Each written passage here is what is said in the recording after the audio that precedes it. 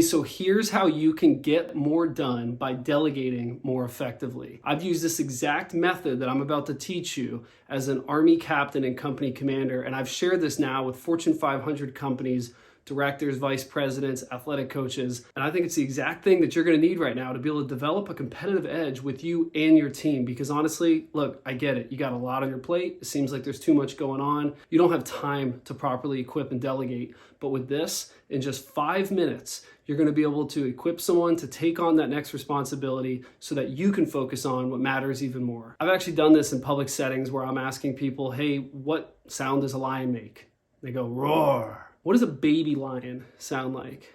And they're like, roar. I said, perfect. That's what I want you to remember. All right, so hopefully that got your attention, because that's what I'm going to teach you today is RARR. If you want to delegate more effectively, all you need to do is use this framework. It is going to move the needle more than you can ever imagine. First thing, responsibility. Second, authority. Third, resources. And fourth, reporting. When you balance these all out properly, which I'm going to teach you now, you're going to get lasting results. So first piece, responsibility. Look, one thing that's interesting about responsibility is sometimes people are afraid to give it, not realizing these two things. One is that people want it. Your team members want more responsibility. Your leaders in your organization, they want more responsibility. Second thing, they need more responsibility. I don't know if you ever thought about it like this, but if you ever go into an interview and they're asking you different questions, they don't ask you what your job description was. They ask you, what did you do? What were you responsible for? So in order to prepare our people for the path ahead, prepare them for promotions, and in return, it's going to retain them because they're going to want to stick around to see how great they can become under your leadership, we must give them responsibility. When you're giving responsibility, there's a couple things I want you to think about. One would be budget responsibility. Maybe you can give someone $100, $1,000, $10,000, $1 million, depending on your program. When I was a program manager, I had a $63 million program that was an international program. And look, I'm responsible for that. I could blow that. I could use that on the wrong things and run out of money and not be able to accomplish the scope of my program. That'd be my fault. But hey, at the end of the day, I'm responsible for that budget. Another piece, schedule and time responsibility. Are you giving someone the responsibility to follow through and be accountable for how we use time? Another piece could be stakeholder engagement, stakeholder conversations, being that person that other people can go to when they need more recommendations, right? So your stakeholders are upset. Who do they go to? The person who is claimed to be responsible. And then a fourth consideration, just to get you going, would be team coordination. Maybe someone is responsible for coordinating the efforts of a team. Let's define that and be clear about it up front. All right, so those are the 4 things that I want you to think about when it comes to responsibility. There's many other pieces. Maybe we can get into that later, but let's go to our second piece. This is authority.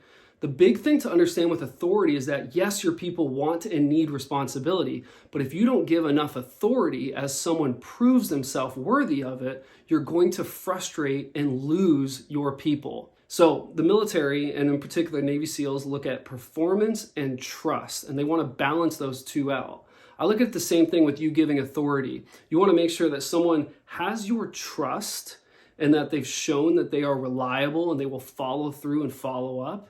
But also you want to make sure that they can perform at the level that you're about to give them because their track record has proven it. If you ever watched Suits, Harvey Specter has high performance and sometimes middle trust, depending on who he's talking about, sometimes low trust. So this is something we want to think about when we give authority. Now let's talk about some things that you can use when thinking about authority. These are the 7 things I want you to consider from now on when you are equipping someone to take on more authority, because there's a new project, a new effort, a new task, and you want to get this off your plate and down to the appropriate level, which, by the way, in a minute, we're going to talk about one of the key mistakes that most leaders make when it comes to delegating. Number 1, decision-making authority. All right, this is really key. Are you giving someone the ability to make decisions? And when we talked before about budget and schedule, are they not only responsible for it, but given the authority to make decisions against it? In other words, if I'm given $1 million, am I the one who has authorization to use it as needed? Or is there a chain of command that I need to be aware of? So you don't need to give someone all authority all at once, because honestly, they earn it over time. Maybe it's, can we change the scope of a project? Maybe it's, hey, can I actually gather more people onto this team because I've made the decision that it's needed?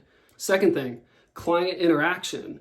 Does someone have authority to be the person, the point of contact for a client to make the appropriate decisions? Number 3, policy and procedures. Are you giving someone authority over policies and procedures, maybe to even change policies and procedures, to kind of write their own future because you're saying, hey, you've proven yourself so worthy that if this needs to be adjusted, you have that authority. Number 4 is team leadership. Are you giving someone authority over a team, where maybe they have 5 people on their team that are going to report to them consistently, and they get to decide what happens within that normal 40, 50, 60-hour work week, depending on the type of team that you're on. All right, number 5, project ownership. Maybe there's a sense of authority that needs to be given to take over and truly own a project. By the way, if you're at a point where you're like, hey, this isn't all applicable to me yet, I want you to bite size, to chunk this down, make it easier for you to use right away. Is there someone in your life who you can say, hey,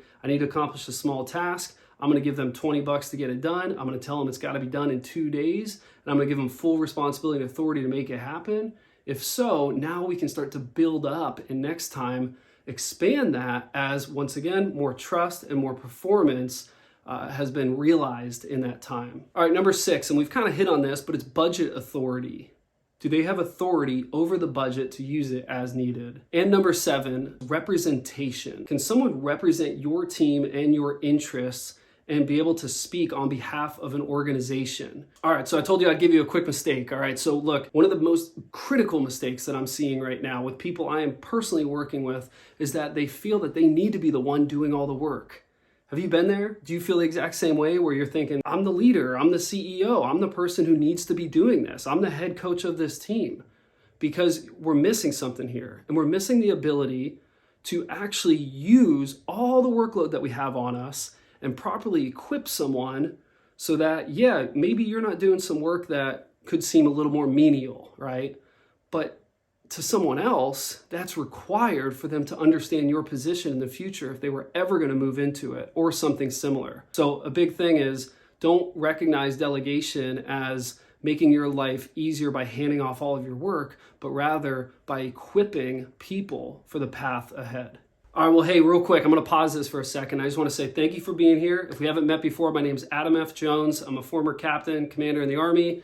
I'm here to serve you. The reason we exist here at Kingdom Operatives is to build leaders, to build more mission-effective teams. And if that's happening for you, please subscribe because we got a lot more content coming to help you level up your leadership. All right, now that we got over the basics, which is responsibility and authority, we can go deeper and we can really separate you as a leader that gets lasting results. We're going to talk about this third piece to this framework, which is resources. All right, when you give the proper resources to your people, you're showing your support for them and that you're thinking ahead of what can come up. When you do that, that little bit of intentionality, which this takes 2 to 5 minutes to think about, you will free up your schedule so much more than you can imagine, and you're going to set your person up for success. So there are kind of like 7 key resources that I like to think about whenever I take someone through this framework just to get them started. There are so many more, but let's start with this first one, people. Is there a person, a point of contact that you can put this person in touch with? All right, so let's say you're working with your employee, you're handing off a certain level of responsibility and authority over a set project or task or effort. By the way, they are all not the same thing. But when you do that, maybe you're thinking now, all right, what person do they need to be in touch with to move this thing forward? Maybe you're not that available, but can someone else be a resource for them? Maybe it's because they actually need this person to get the job done. Maybe it's because it's someone who did a similar effort and will be a great point of contact for them. You're going to say, hey, by the way, I want you to contact Samantha. She's handled a project just like this before. She's going to be your point of contact to help you. All right, number 2, policies. Are there any policies or procedures that are out there right now that you can say, hey, I want you to read this. I want you to watch this video. I want you to be aware of what's already out there that's going to guide you.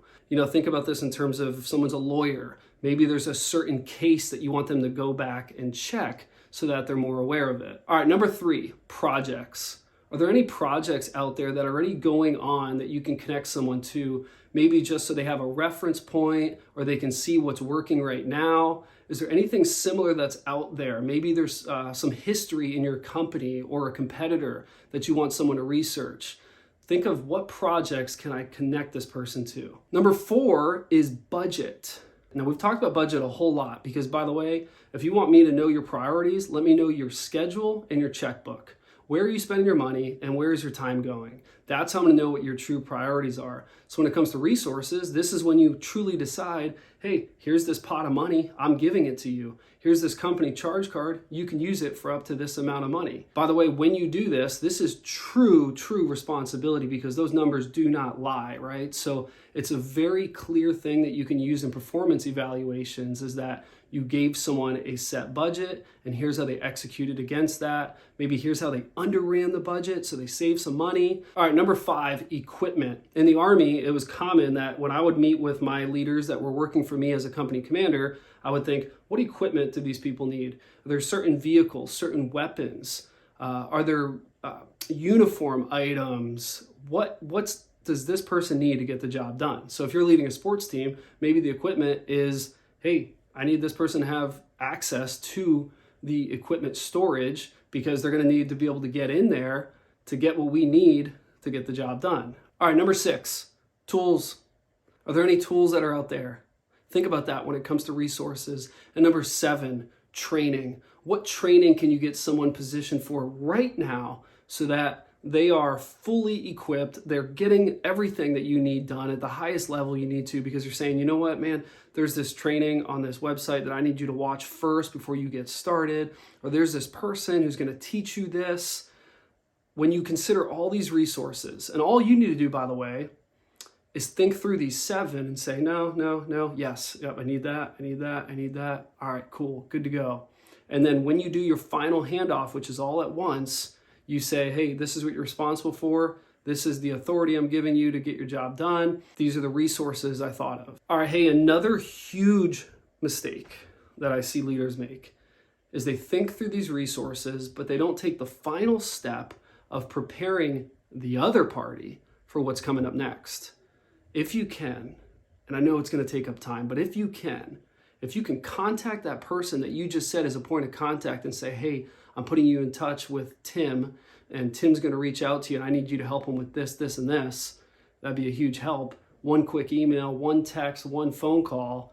Now we're going to accelerate the ability for the two of them to get the results that you need, right? They're going to get right to work because the introductions have already been made through you. All right, now our 4th part of this framework is reporting. If you do not do this the right way, and you actually take the time to set your intention around this and think through this, and this is where strategy comes in, by the way. You're either going to give someone so much work to do to just constantly update you, they're going to feel like they can't get the actual job done and can't move the project forward, or you're going to be so unaware of what's actually happening because you didn't set up the right reporting metrics. So you're just thinking, I guess we're on track. I don't know. I kind of want to check in, but I don't want to slow them down. That's what we want to avoid here. So when we use reporting as our 4th part of this framework, it's all about recognizing that you need to figure out what the reporting requirements look like based on that person matched with that project. Military, we call this troop to task. This troop is going on this task. What reporting requirements do I have specifically knowing that person and knowing this task? Maybe this person hasn't really shown that they know how to execute a budget yet. So you want a daily update. And that update could just be a text, a phone call, an email. There's all different ways to format this, and you can make it very simple. Maybe you have a dashboard set up to where you're seeing this progress live. You don't even need to get an update because your reporting metrics are connected to someone else's workflow. But then also maybe someone has shown they're extremely capable, that this is your go-to person, which, by the way, I would almost consider if this is your absolute go-to person, maybe pick someone else, because I want everyone to feel a little bit out of their comfort zone, because honestly, your comfort zone is your casket. So if someone's like, man, they're good to go, they don't need anything from me, you didn't need to use this framework with them, they might not have been the right person. Maybe they should be the person setting someone else up with this framework I'm sharing with you.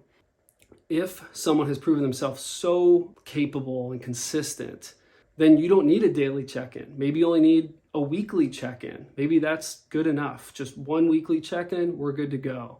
Maybe it's a slide. Maybe it's, one email each month because this is a year-long effort and you only have time for one email. You need to consider these things. And when you do this, you're not going to feel like you're micromanaging. They're not going to be annoyed of you. Expectations are going to be so clear. And honestly, you're just going to find that you've set this person up now so well to succeed. I mean, at this point, all you need to do is follow through with what I'm sharing with you. Make this part of your culture.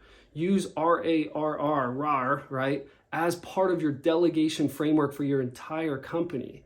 Create a chart and take someone through this and start to figure out what are the appropriate resources for you and your team, right? Maybe there's some things I haven't covered. I'm just helping you get started. And if we were together in a consulting session, we can go way deeper.